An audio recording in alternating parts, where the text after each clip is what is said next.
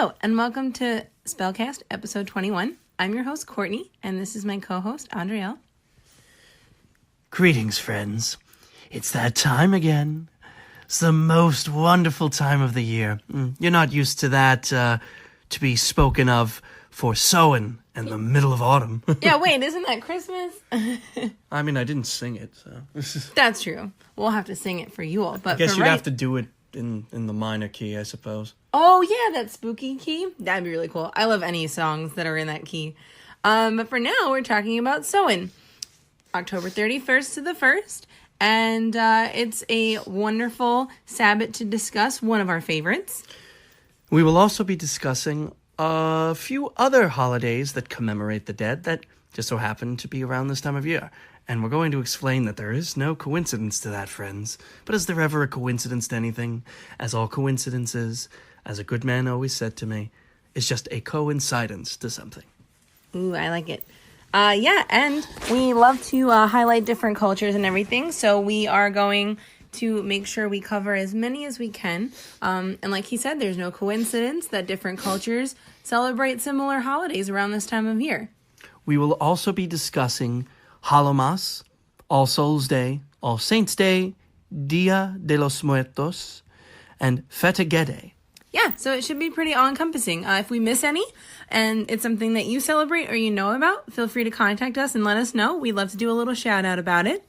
Yeah, and just, I'd like to do right now, speaking of shout-outs, a little shout-out to Two Hexy Mamas. They've been so great and supportive to us, and we have a really good rapport with them. So thanks, ladies, and your husbands, too, for helping us out. We really appreciate it. But to get into our episode right now, why don't you start off, Andrielle? Explain Samhain a little bit. Wonderful. Okay. So, this holiday, which is spelled wonderfully by Celtic people, Samhain. You know, I have a little trick. Whenever something is spelled kind of not at all how it sounds, I'm just like, oh, this is Celtic. It has to be. The thing that's funny about it is much like Siobhan, that... I was just going to say that. That word spells out Samhain or Samhain, depending on the region of dialect. Samhain, you usually think of the Welsh Isles, or maybe even like the Isle of Man. But Samhain, we think of the standard areas of Ireland and Scotland. Yes, and I am part Irish, so this is really interesting to me. I really want to delve into more of the Celtic culture anyway. But I find this to be really interesting because it's the thinning of the veil. Yes. To continue on, not to stifle that, we'll come back to that. Oh, no, not at all. Samhain is, it originates, at least from how we know it, again, in the Celtic Isles. It's a Gaelic festival marking the end of the harvest season, the final harvest or the second to last harvest, depending on which, traditions and or superstitions you may follow. I will say one thing, and that's probably a thing to say, is that can being superstitious and believing in magic be synonymous? Are they mutually exclusive? No, I don't think so. I think there's people that do practice magic that still hold on to some superstitions. I think a lot with superstition just has to do with fear or anxiety or maybe family tradition. I think some people don't even realize they have certain superstitions. Suppose it's a fine line between actual signs and the human condition of worrying a bit too much about certain things. This is to obviously celebrate the darker half of the year. It is the final Sabbath on the sabbatical wheel of the year, which has 8 particular holidays, and are usually connotated with the 7 chakras plus the 8th chakra, which is the octave above the first. This one usually has to do with the 8th chakra, for obvious reason. It's the last Sabbath of the year. Some people also call it the Witch's New Year, or the Pagan New Year, or the Celtic New Year. Essentially, why it is associated with the 8th chakra is because the 8th chakra is outside of our body. Some spiritualists call this Christ consciousness. It is the energy that is outside of your body, the energy that's above you, on a different level of consciousness. And that would make sense that connotating with that energy, you'd be able to communicate with as many deities and as many spirits as possible, that the veils between the physical and metaphysical world are being transcended. There's a lot of symbolism that surrounds that kind of writes itself, so to speak. Now, traditionally, this is celebrated from October 31st to November 1st, because Celtic Days actually began at sunset. It is the midway point, obviously, between the autumn equinox Mabon and the winter festival of Yule. The other three Sabbats that correspond, that are also of Gaelic origin, are obviously Imbolc, Beltane, and Lughnasadh.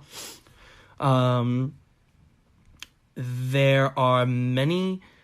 wow, my brain just stopped. We've been going a little hard lately, so... I suppose we have to stop making excuses, though. I feel like we've said that the past No, few episodes. I know. We gotta get our stuff together, but it's okay. Forgive us. Right. Essentially, and we record this all the way through. Yes. Modern Halloween, the secular holiday that we know, comes from Samhain. A lot of the customs from Samhain are what we celebrate in Halloween today. Halloween is, the word itself, if you look at it, is a combination of the pagan Samhain, or Samhain, mixed with Christian Hallowmas. And Hallowmas we will get to at a different time in this podcast. Combine the two words together, and you get the secular holiday of Halloween. Yes, and something very interesting that I learned with Samhain is because it originated in Celtic culture. Now, we do get the jack-o'-lantern from this time, and they did celebrate with that, except the original jack-o'-lantern was actually carved into a turnip, which from my British friends I've heard is incredibly hard, and I'm happy we don't do that anymore, and we now use an easier pumpkin. But pumpkins are native to Mexico and Central America. So up until the Tudor period, Europe didn't have pumpkins. Around the Tudor period is when they started getting pumpkins from the New World or the Americas and bringing them back. And roughly about what year was that? That's around, I want to say it's 1485 to 1630, something like that. It's definitely around there. Fair enough.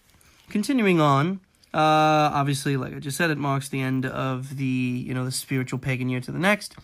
Ancient Celtic tribes held assemblies during which disputes were settled and marriages were arranged. Truth be told, marriages were arranged at just about every Sabbath, but the symbolism that surrounded them was all very different. Everyone likes an excuse to party. On a supernatural level, it is obviously, again, when the veils thin and the spirits, elementals, the divine beings, fairies, pretty much anything and everything you can think of, can communicate with us very easily, or can escape and cause havoc. That's why you light other jack-o'-lanterns, or you put up gargoyles, or other particular votives or statues or ornaments to ward away bad spirits. Yeah, and that's why they dressed up too. It started with the Celts. They dressed up as things to scare off these evil spirits or whatever it was they were afraid of. Typical ways to celebrate this time are to obviously celebrate the dead. We're commemorating the dead. Anything that may have died that means something to you or the dead in general.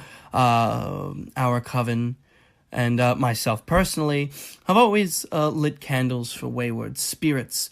And if any spirits come our way that need a little help, a nudge to the spirit world, or someone to talk to, or someone to help them deal with whatever is keeping them bound in a particular place, usually that becomes our job, and what I feel can be a moral obligation as a person who uses magic. Yes, and as I personally grow more in my spirituality, every year I'm going to start looking out and be more careful about what I experience during this time, because the veil is thinning. For anyone that doesn't know, I do see shadow people, different entities and stuff, so because I see them all the time, I'm going to pay extra special attention to this time of year. I'm just waiting for one of them to just be a trickster spirit and just flip you off. Aren't they all, though? I feel like the way that some people describe them is they just lurk and watch you